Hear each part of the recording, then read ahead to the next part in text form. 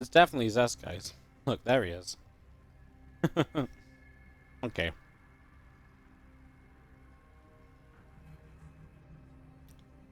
We've had very little downtime today, which is awesome. As we go into our final game of Group B.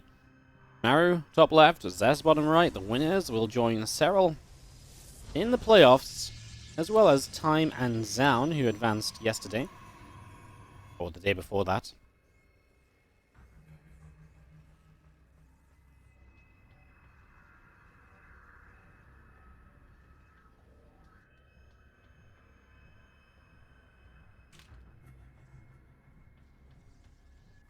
Let's get up and roll. I'm just going to see a rack starting up, getting ready to go here. No proxy racks from Maru. It'll be fun to see what he comes out with against Zest. We'll just quickly say, if you watch this on YouTube, because I'm probably going to YouTube upload this one, let's face it. We know that these games get the YouTube clicks. They are clickbait in themselves when Maru and Zest are playing each other. If you do enjoy, to hit that like button. And if you really enjoy, subscribe. See when we upload a game. We upload it once a day, basically, so keep an eye out for uploads. Watch more awesome Starcraft. It's a win-win-win for everybody involved. It's actually going to be an interesting series because Zest PvT has looked terrifying the last few times I casted him. But Maru's TvP was undeniably amazing in the qualifier for this event, which, yeah, okay, was about a month ago now. But, like, just like, wow. He just showed up and he beat everybody in his path, including Zest, Trap, Harding. Just went on an absolute TvP killing spree to qualify for this tournament. Those games were freaking awesome from Maru. They really made a bit of a statement, you know? So, yeah, really, because kind of looking at that one, I was like, wow. If Maru plays like that, I actually don't think Zest has any chance. I don't like to be negative, just because Maru played that well in that series, or in those series. Let's see what he comes out with here. We start on Light Shade, a shorter rush distance map, so you can move across this pretty quickly, get to the other side with pretty good speed and so on. As the first Adept shows up and shows us exactly that. But the bunker was built very early as well, so Maru not taking any risks here. As, well, the reactor is up, and Marines are going into that bunker. And a couple more barracks are building behind this as well. So a couple extra racks coming through. As the Adepts shade their way by into the main bay, or into the natural mineral line. I'm also just going to stop Maru mining a little bit, but as Maru has a reactor up and the Marine count gets very high very quickly, these Adepts should not be able to stop mining for too long here. I'm going to start shading out. They might even just be done, knowing that other units are going to be showing up soon. They don't want to be around, in case like a Hellion or anything shows up. Now, obviously, in this case, it's extra barracks, so there is no factory down. As we continue through. So, a couple units just going to jump into a bunker to begin with at the moment. Get that ready to roll. And, yeah, moving on.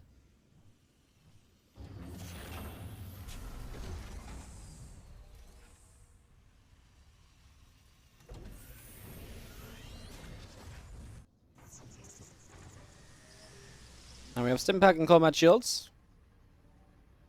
Just building up from Maru at the moment as well. So just getting those on the way as Dark Shrine builds from Zest also. So we're going to see Zest switching it up a little bit. Not going to go for that Blink, which we're so used to, but going to go for the DTs. And especially against someone who doesn't open with the factory, because now you can't have a starport, hence you can't have a Raven. Really makes these DTs a little bit more potent, a little bit more likely to get damage done. So, yeah, I like it. I like what we're seeing at the moment, and I think it's going to be very interesting to see what exactly we get out of these two with this, because from Maru's point of view, it can be a little bit tricky, right? You can't be as aggressive because you've got to always be scanning for the DTs, so you can't move across the map as much with your bio opening, so you get a little bit held back there already. He does see the prism moving in, though, and that's massive, because now at least you know there's a prism heading to your main base. Will he keep those Marines moving on the map? He kind of did, but now he stops it. He starts up a turret or two, so he knows now what's going on, and he does have the initial scan to buy time, and that's all he's looking for. A scan, push this back, and now you're going to have the missile turrets up, so you will not have to put any more scans out. And while that scan maybe didn't get the DTs, I don't think that's an issue, because Zest was probably going to save them anyway. And just dropping the scan allowed you to start, you know, getting ready to go elsewhere. You didn't have to camp out where the DTs were going to drop anymore. until the turret was done. So it just kind of accelerates your progress, repositioning and getting ready for the next part of the game.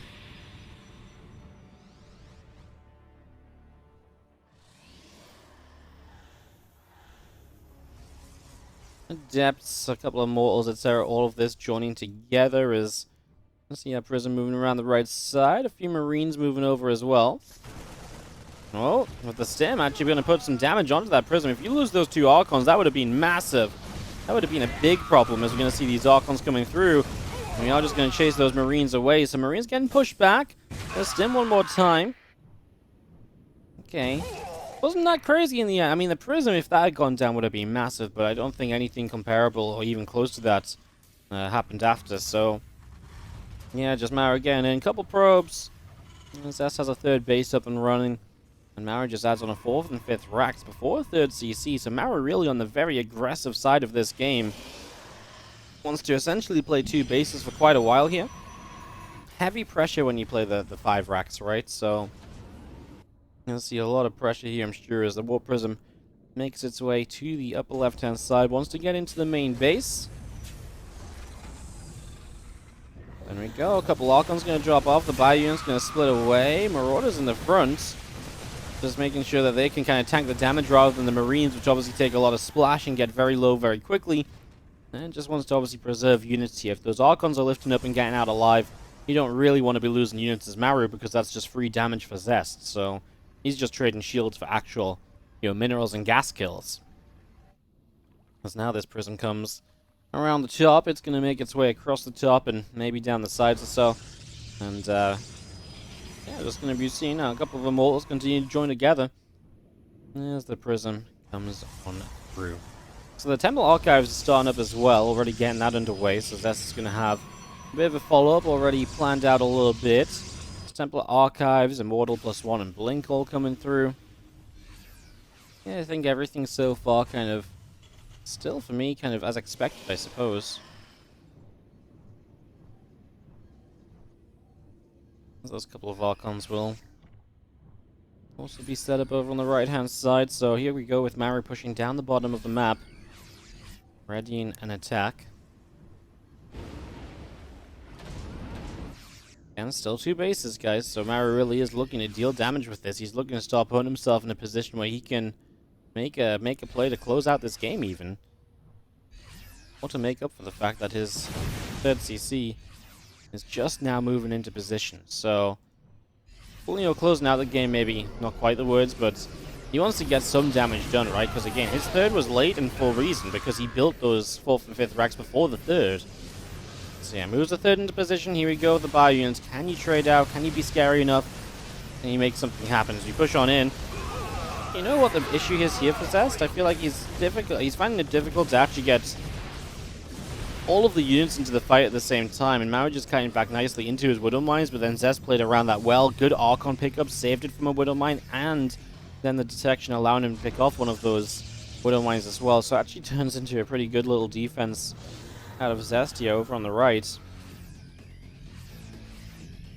I'm just going to be seeing that +1 armor starting up from Zest as well. So again, that going in a couple more High Templar warping in. Because if I'm not mistaken, Storm is now done. So we have Storm to aid Zest in this defense. That means that Maru kind of just running up this ramp, staying all clumped up, is not going to go well for him. Yeah, Maru knew exactly what was about to happen there, and that's why he instantly, when he saw the Prism moving in, he was like, nope. Brought his medevacs forward and was like, I'm evacuating you guys. And he basically lifted up as the Storm dropped, so really minimized damage, actually. So, what it was actually a really deadly Storm from Zest, Maru was able to weather it down into just a little bit of light rain.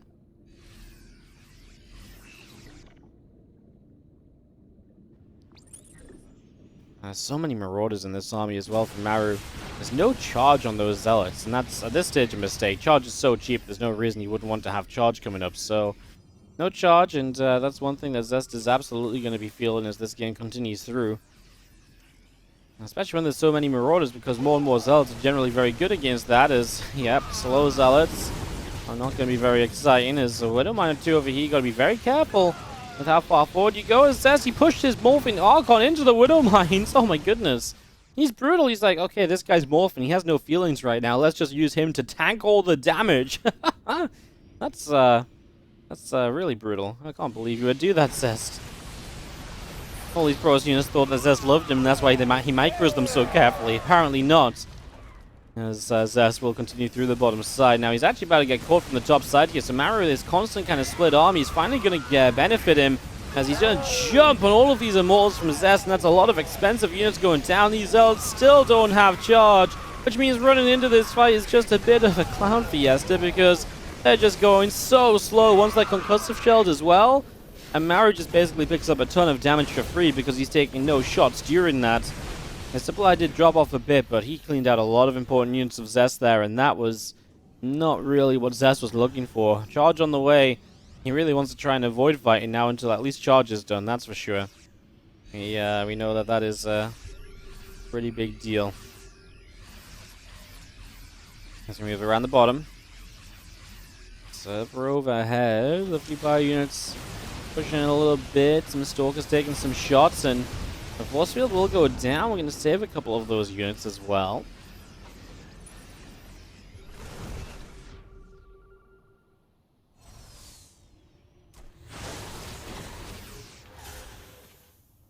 One thing that Zest has done well is really played defensively around the map, you know, using the ramps defensively, not letting Maru get up. But the problem for Zest is, Maru's only having to pressure those positions because it's only 3 bases still.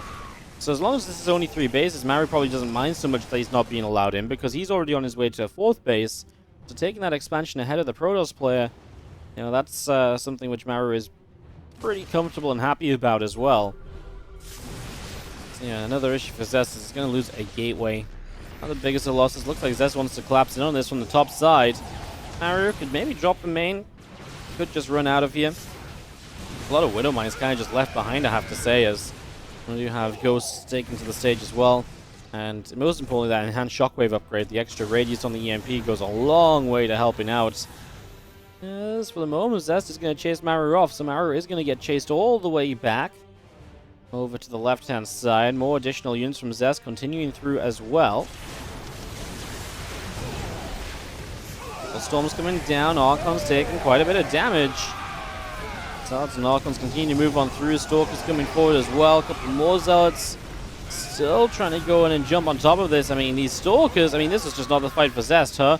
It's only going to be Stalkers left over because, well, he just lost everything else. And the problem for Zest is he seems to think he has to all in right now because he's in a position where he doesn't have a 3rd base. So he says, without a 3rd base, I just have to all in at this stage. And that's why he commits to the fight, but it's also 1-1 against 2-2. So upgrades there for Maru. Takes that advantage. Some lunch in me as we have the games continuing. 2000 Atmosphere is going to be the map for Maru Zest Game 2.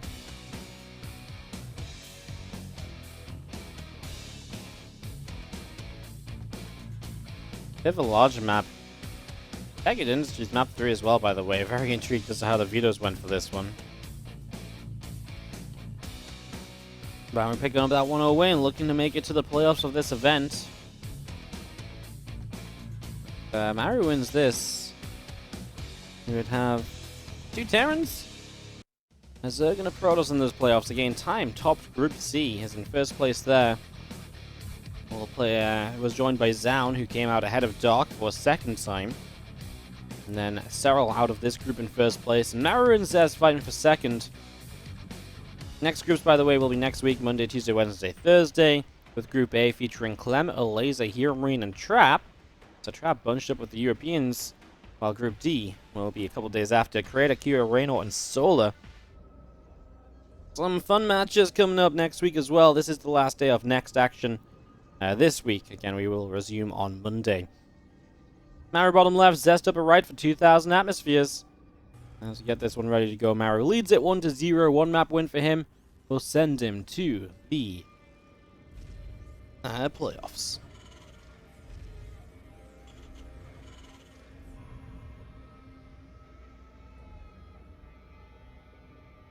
We do have a gateway low ground from Zest already, considering walling off on this map.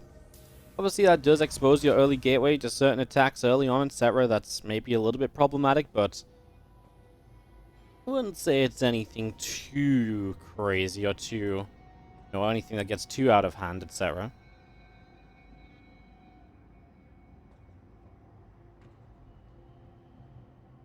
As we get set up here at the moment, get ready to roll.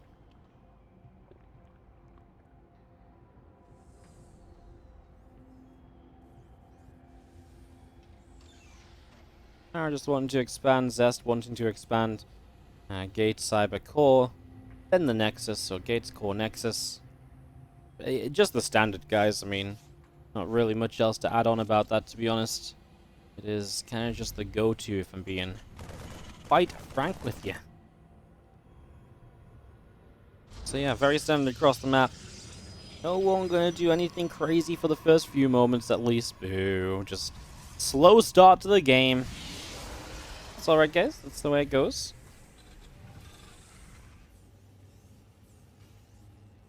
Factory will come down with a reactor from Maru, so a little bit different to the last game. Obviously playing bio heavy last time around. This time we'll play with the factory early on. And you know what it was when Maru was qualifying for this event? I think the real power of Maru was that he won those games, and he looked amazing in each game, and he did it with a different build basically every game as well. Like, I think like across like 6 or 7 maps of TvP that he played, I think he like repeated an exact build order like 1 time. And otherwise he just came in with different styles, 2 base attacks, SCV pulls, faster 3 bases. Like, he just looked like he has this matchup absolutely mastered when it came to the qualifiers. He really, really did. Meanwhile, Zest had to play multiple qualifiers, finally got through on an NA server qualifier. Rather than the Korean qualifier, which Maru just showed up. I think Maru just showed up to the 4th one. First one he played and qualified was pretty decent, as Hellions joined back up at the front. I'm going to go back out. Then again, that blink on the way from Zest. So already getting blink up and running.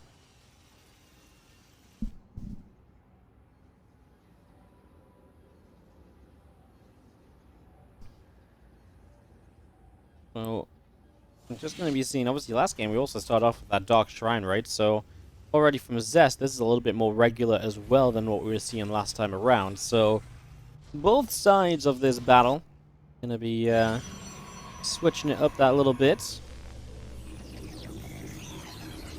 That warp gate just going to be finishing here, and a few probes going to deliver some minerals and stuff back to the Nexus. So yeah, nothing really too wild just yet.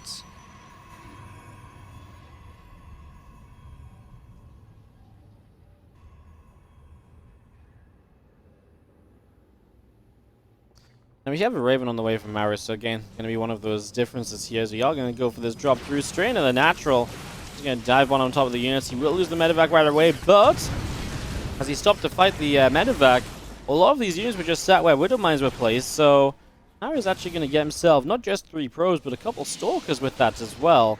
Yeah, these Widow Mines are all going to go down, but he's going to throw them to different corners of the main base just to buy as much time before units try and come across. Uh-oh.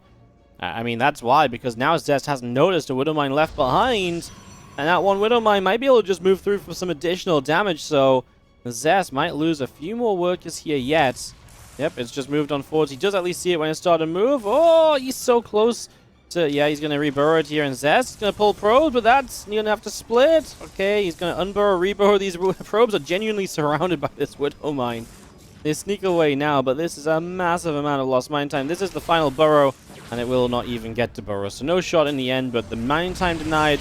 Absolutely worthwhile here for Maris. Oh no, Zest blinks into the main base. Blink on cooldown. Surprised the Raven didn't use an auto turret. Well, what is Zest doing? He's going deeper into the main base. Well, you can't blink out of here. What's the plan? He's going to auto turret, and he's going to GG. What was that, Zest? No.